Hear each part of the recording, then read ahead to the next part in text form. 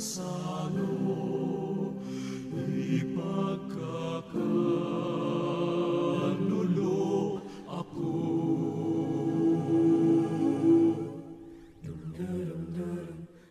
Si Pedro ay nagikla, 10 ng mga kasama, ang wika ng isa't isa.